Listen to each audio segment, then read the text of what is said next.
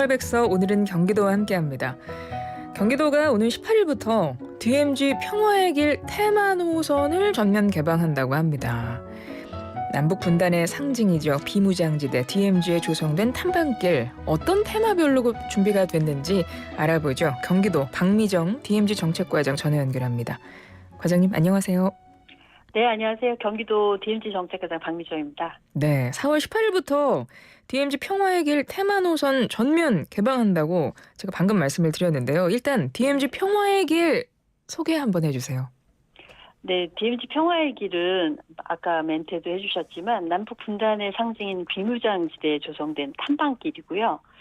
강원도, 경기도, 인천까지 해서 35개 코스로 510km 길이로 이루어져 있습니다. 여기는 누구든지 자유롭게 방문할 수 있는 횡단 노선이 있고요.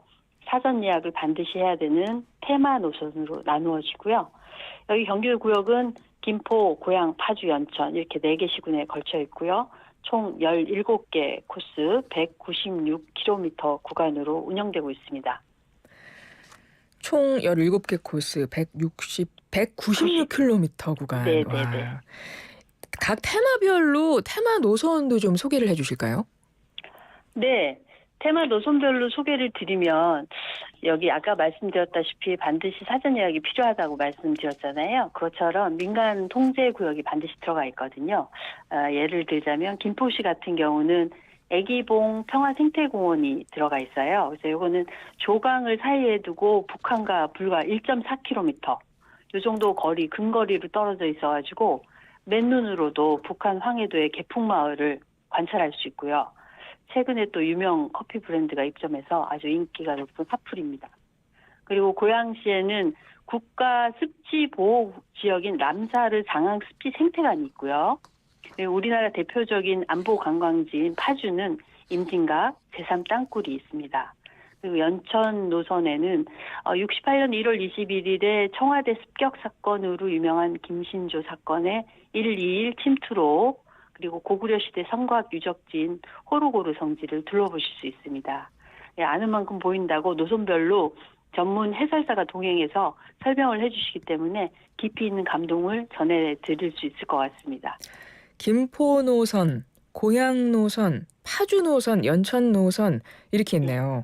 네 군데입니다. 평화의 길 이 테마 노선을 걷게 되면 뭐 어떤 특별한 것들을 느낄 수 있을까요? 네.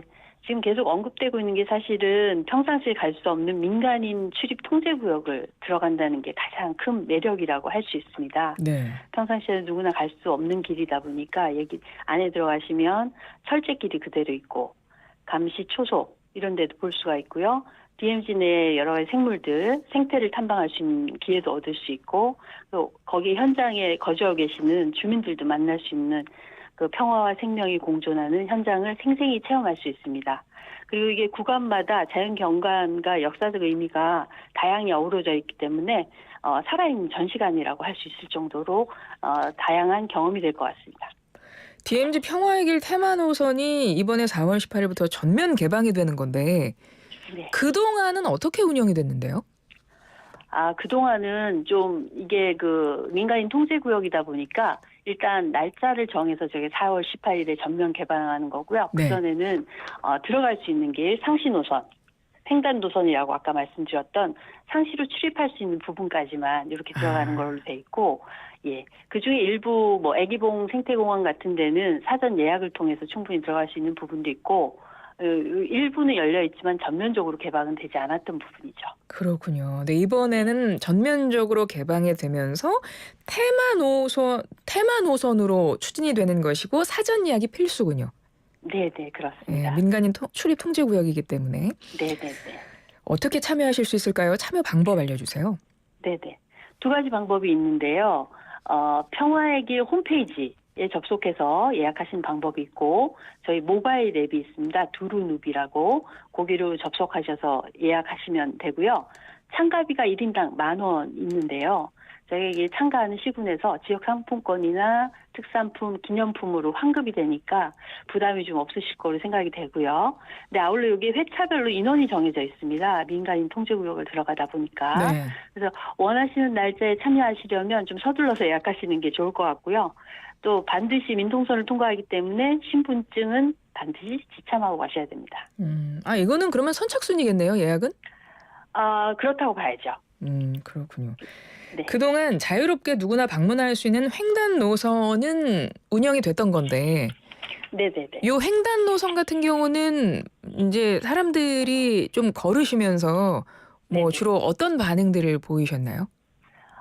이 횡단 노선은 사실은 그 열려 있는 길이지만 사실은 우리가 도보로 이동할 수 있는 최북단 길이거든요. 네.